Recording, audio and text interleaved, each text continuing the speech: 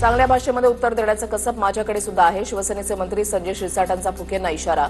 तर बाप वगैरे काढला असेल तर हे योग्य नाही. कुणीही वादग्रस्त वक्तव्य करू नये, बावनकुळेंचा सल्ला. मित्रपक्षाला वेदना होतील अशी वल्गना करणं योग्य नाही. शिवसेनेचा बाप एकच, ते म्हणजे बाळासाहेब ठाकरे. प्रणय फुकेंच्या वक्तव्यावरून उदय सामंतांची प्रतिक्रिया. नेत्यांनी संयमानं बोललं पाहिजे. माहितीमधल्या पक्षातील नेत्यांनी बोलताना काळजी घ्यावी. फुकेंनी केलेल्या वक्तव्यानंतर मंत्री शंभूराज देसाईंची प्रतिक्रिया. संतोष बांगरांनी काहींना कावड यात्रेसाठी बोलावलं, पण ते आले नाही. तर ज्यांना स्वतःच कावडीमध्ये बसायचं ते कसे येणार तुमच्या चावडीवर? नाव न घेता एकनाथ शिंदेंची उत्तम टीका.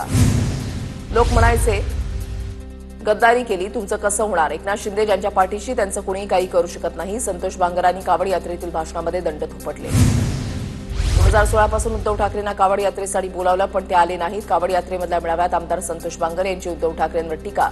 ज्याच्यावर भोळाशंकर कोपला ते भस्म झाले. बांगरांची ठाकरेंवर टीका.